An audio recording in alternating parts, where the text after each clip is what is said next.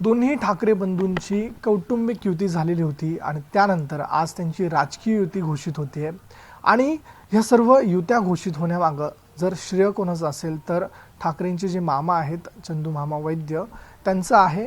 आपण त्यांच्याशी बातचीत करणार आहोत की त्यांनी कशा पद्धतीने हे सर्व घडवून आणलेलं आहे. NDTVमध्ये स्वागत. कौटुंबिक युती या अगोदर घडलेली होती, आज राजकीय युतीची घोषणा होतीये. एकंदरीत काय वाटतंय? तुम्ही अनेक प्रयत्न केले होते. नाही, आज खरंच समाधान वाटतंय की लेट बेटर दॅन नेव्हर जी आपल्याला म्हणतात त्याप्रमाणे उशीर झाला पण दोघे एकत्र आले आणि स्वतःच्या मनाने आणि विचाराने एकत्र आले, यातच मला समाधान आहे. आज युतीची घोषणा होतीये, महापालिकेच्या निवडणुका समोर येत आहेत. काय आव्हान वाटतंय? हे सर करतील का दोन्ही बंधू एकत्र आलेत? नक्कीच. शेवटी मराठी माणसाची जी मताची विभागणी होत होती तिथे थांबणार आहे आणि त्यातच यश या दोघांना आणि महाराष्ट्राला मिळेल. मराठी माणसाची आज उन्नती होईल आणि जो मराठी माणसासाठी ठाकरेंनी स्थापन केलेली शिवसेना ठाकरे बाणा आहे तो आज पुनश्च लोकांना दिसेल. या सोहळ्याला तुम्हाला निमंत्रण आलेलं आहे. राज ठाकरेंचा थेट फोन आलेला होता. काय संवाद झाला? नाही, संवाद काय, ॲक्च्युली मी जाणार होतो. आमचं वृद्धाश्रम आहे रमाधाम खोपोलीला. मी आणि माननीय सुभाष देसाई जाणार होतो. तर 7 वाजता राजाचा फोन आला की आज तुला, राजाचा फोन म्हणजे आदेश असतो, आज 10:30ला तू शिवतीर्थावर ये, आपण जाऊया, तुझी उपस्थिती मला पाहिजे जाणवते. मी म्हणलं माझ्या पायात जरा प्रॉब्लेम आहे, धक्काबुक्की नाही ना होणार तिकडे. तर धक्काबुक्की काय करू नको, कोणी धक्का तर आपण मुक्का मारूया तुला आणि मी बरोबर असताना काय तुला सेफ नेतो. म्हणून मी आज रमादामचा कार्यक्रम कॅन्सल करून आज या ऐतिहासिक सोहळ्याच्या निमित्त ह्याची डोळा याची देवी बघायचं सुख मला मिळेल.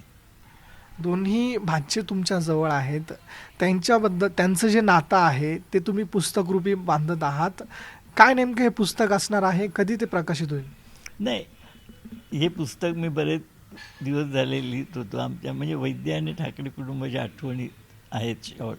पण मी ठरवलं होतं जोपर्यंत हे दोघे एकत्र येत नाहीत, या दोघांची मनमिलन होत नाही, तोपर्यंत हे काही प्रकाशित करायचं नाही.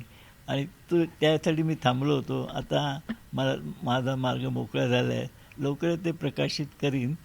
आणि आत्ता खास दिवस म्हणजे काय, आमचा मोठा भाचा म्हणजे साहेबांचा मोठा मुलगा बिंदू माधव याचा आज वाढदिवस असतो. म्हणजे होता तो क्रिसमसलाच जन्माला आले होता.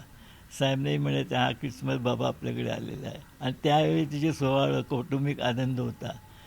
त्यावेळीचे जे वातावरण होतं ते नेमकं आज सगळे कुटुंबाला आनंददायक क्षण राज आणि उद्धवच्या एकत्रित येण्यामुळे होत आहे.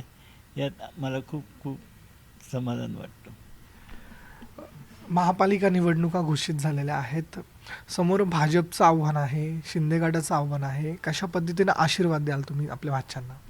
नाही, आशीर्वाद तर सगळ्यांचे आहेत. मी राजकारणात जास्ती सक्रिय भाग घेत नाही. पण एक मराठी माणसासाठी साहेबांनी जे एवढे अनेक वर्ष प्रयत्न केले त्याला कुठेतरी तडा गेलेला होता आणि तो आज भरून आलेला आहे. दोघे एकत्र आलेले आहेत. दोघांचं पॅचअप हेच मराठी माणसासाठी आणि महाराष्ट्रासाठी एक मोठी घटना आहे आणि त्यातूनच उज्ज्वल भविष्य महाराष्ट्रात होईल याच्या माझ्या मनात शंका नाही. ठाकरे ब्रँड पुन्हा महापालिकेत दिसणार? नक्कीच दिसेल ना. त्याच्यासाठी तर आपण एवढे प्रयत्न करतो आहे आणि तुमचा इलेक्ट्रॉनिक मीडियाचा वाटा पण खूप मोठा असेल.